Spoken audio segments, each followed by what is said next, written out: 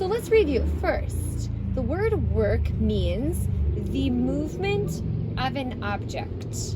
Right? So in science class, when we think about the word work, we're thinking about the movement of an object over a distance. And simple machines help us do that work. Now, we can actually measure how much work we're having to do in a unit called the Newton. The Newton is the unit of measurement we use to measure effort or force, especially when we're using a simple machine. Now, starting today, we are going to really start studying the lever. So let's review what the lever is. A lever is a stiff bar used to raise an object. Now, here's a diagram or a drawing of a lever. And you can see that we have the stiff bar right here of the lever. And then we have something we call a fulcrum. And the fulcrum is the point that it moves back and forth on like this. The load is the object that is being raised or moved by the lever. And finally, we have the effort. The effort is the force that is being applied to the lever. And again, we can measure the amount of effort or force using that unit called the Newton. So today, we're going to take a look at a lever. We're going to practice using one, and we're going to see how many newtons it takes to lift that load. So let's check out our lever. So first, here is my lever. It's a stiff bar, and I even have numbers on this. It's labeled with a 0 in the middle, and then I measured centimeters going out from the middle.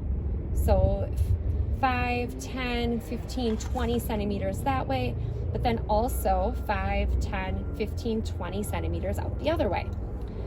I'm going to put my fulcrum right in the middle. And remember, the fulcrum is the part that it goes back and forth on. So notice when I do this, it's going back and forth on that fulcrum right there.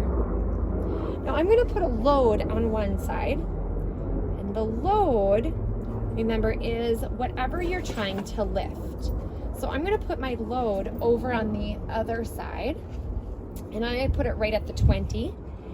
So my load is here, and now I have my effort here. My effort, remember, is the force. And my force is pushing down, and when my force pushes down, the load lifts up, right? Now, depending on where I have the load, let's say I moved the load in, it would maybe take less effort to lift the load, but my load would not go as high. Right? If I move it in even more, it might take even less effort, but again, my load is not lifting as high anymore. So I can move where my effort is. Maybe I have my effort here, or I could move where my load is. I could even move where my fulcrum is. It doesn't have to be in the middle, and it often is not in the middle. It's often either closer to one end or the other, and we'll start investigating that another time. All right, so let's review those main parts. I'm even going to write them down on this piece of paper behind. So remember, we have the fulcrum right in the middle. There we go, fulcrum. Remember, that's the part it goes back and forth on. We have our effort. Remember, that's the force. And we have our load, or the object being lifted. Okay, so we have those parts. Oops, let's get that taped back down. There we go. Now, the other part of this is I can actually measure how much force it's taking using something called a spring scale. And the spring scale measures the amount of force being used in a unit called the Newton. Now let's do a little close-up of my spring scale. All right, so here is my spring scale, and you can see that we have the word Newton right there, and then it counts by ones. So this would be 0 newtons, 1 newton, 2, 3, 4, and all the way down to 10 newtons. Each little line in between would be worth 0.2, right? So 2/10. So if my spring scale went to right there, one line past the 1, we would say that would be 1 2/10 newtons, or 1.2. Or if my spring scale went to right there, right in between even that that second and third line, right? Because each line is worth 0.2, we would say 2.2, 2.4, and even like about 2.5. Now let's see, how much force does it take just to lift this load? Remember, the load was just that black thing right there, right? That black, well, we call it the load. I don't know what else to call it. So I'm lifting that, and let's see how much effort it takes. I'm gonna move my camera a little closer. So check it out.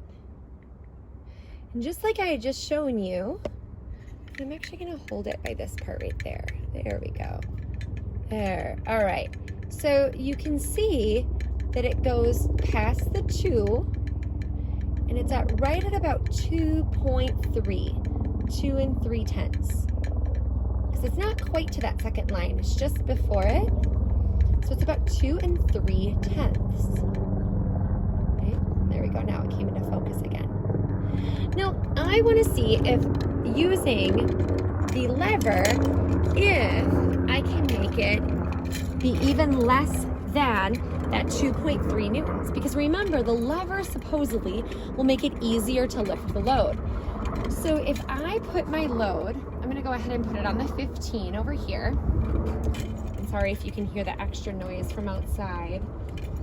All right, and I'm gonna go ahead, I'm gonna put my spring scale here. Now remember, I'm going to pull down on the spring scale, and I'm pulling right here on this part so that it's pulling down on this, and it's showing me how much effort, can you see that word here? How much effort it's taking to lift the load. I'm gonna go ahead and read my spring scale, and it says that it only takes 1.2 newtons of effort. Remember, just lifting this took 2.3 newtons, but now using my lever, it takes only 1.2 newtons. Check out how I abbreviate newtons. I use a capital N. So it took 1.2 newtons of effort to lift the load, proving that my lever just made it easier to lift this load. Now, if I moved my load out further, right, that would change the amount of effort that it takes, but it's kind of easier to lift it higher, right? Or if I moved my load in closer, it's so easy to lift the load, it doesn't even hardly move my spring scale. My spring scale says 0. Now, clearly it can't be 0. So there's a little trick with this too. Actually, oops, there we go. The amount of effort, sorry guys, hold on, my lever's falling apart a little bit there. There we go, that's better. The amount of effort it actually takes to lift this load, back when I had it at 1.2 newtons and it was over here, right? It's actually a little bit more than that, because check it out. The weight of my spring scale right now is lifting the load, but this says 0. It can't be 0, I promise. So if I took this off right now, check that out. That would go down, wouldn't it? So actually, my spring scale is another 5/10 newtons of effort. So really, what we would always do is we would always add 5/10 newtons to it. And so really, before it actually took 1.7 newtons, but that's still better than the 2.3 newtons of effort it took simply to lift the load when I did this. Remember, Remember, that was 2.3. So even this still shows me that my lever helped me lift this load.